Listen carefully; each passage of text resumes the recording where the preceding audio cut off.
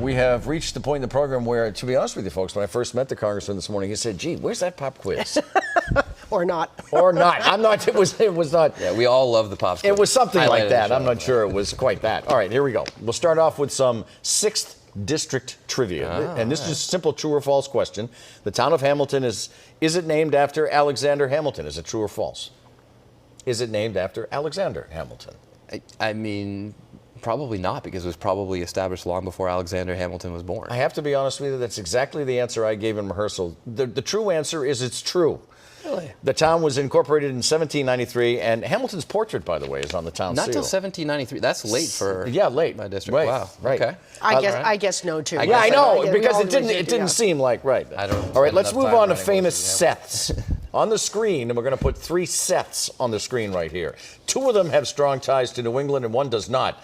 Seth Rogen, Seth Meyers, Seth MacFarlane. Which one does not? I've got to imagine Seth Rogen, because he's crazy. You nailed it. He was born in Canada. Seth Meyers went to high school in Manchester, New Hampshire. Seth MacFarlane was born in Connecticut, graduated from RISD. So but it's Seth Rogen. You're 1 for 2. Since we're talking about Seth MacFarlane, he is the creator of the animated sitcom Family Guy. Your question: what is the fictional name of the Rhode Island city where Family Guy takes place? Is it Clamshell? Is it Lobster Tail? Is it Quahog? Quahog. That's what it is. MacFarlane says it is modeled after Cranston, Rhode Island. So you grew up in Marblehead, as we mentioned at the beginning, so we'll wrap up the pop quiz there. This is a true or false question again. At one time, Marblehead was called Marvelhead. Is that true or false? No, I don't think so. It's true. It was also known as Foy and Marble Harbor. Marblehead was called... Why is it called where's the marble come from? Well, that's the thing. They thought the rock they saw was marble. That's it really right. wasn't. But what was it? It was granite, I think. No.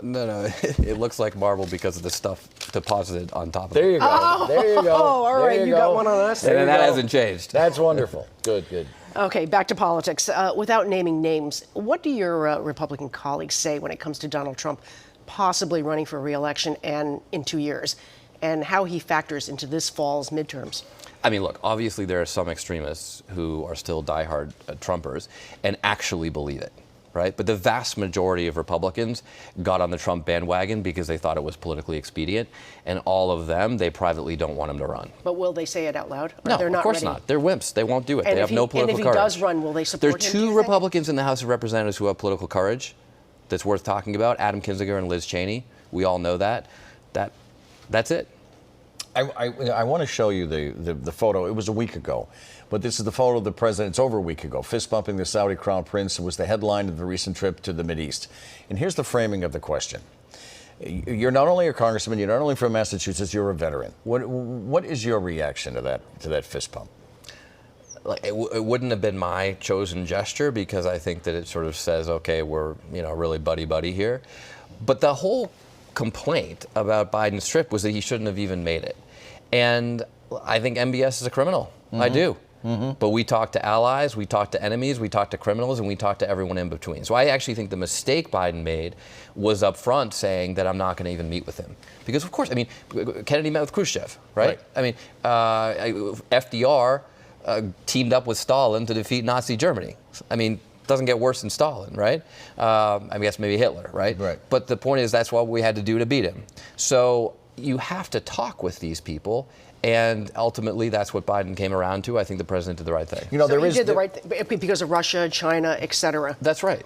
That's right. And because Saudi Arabia, whether you love them or hate them, they have a lot of power in the Middle East. It matters, and we have to have a relationship with them. And hopefully we can use that relationship for good, to leverage them, to pressure them on human rights, to pressure them on what they're doing in Yemen, to actually change them. Just ignoring them is probably not going to have that effect. There is, and I'm not overanalyzing a picture, but there's an intimacy to a bump. It goes beyond a handshake of politeness. A bump is almost an intimate gesture, an exchange, and so like I can your understand. Friends, like good friends, your friends. But I have to ask you before we let you go. Do you think the Democrats can maintain the House and the Senate in this fall's elections? Look, I think we can.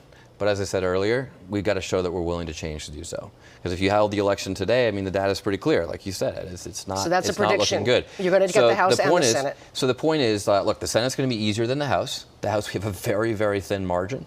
It's going to be very, very hard. And we have to show the American people that we're going to tackle inflation. We're willing to make some changes. We're willing to say, we're a little bit out of touch here. We're not hearing you. And here's how we're going to change to listen to the American people. If we do that, we can win. The question is, will we be able to do that between now and November? Congressman, thank you for your time. It's great to see you. Good to see you too. We thank Seth Moulton for being at the roundtable this morning. The Sunday roundtable is next. So you think you had a bad week? MBTA General Manager Steve Poftak knows that he did. Can this situation ever be fixed? We'll talk about it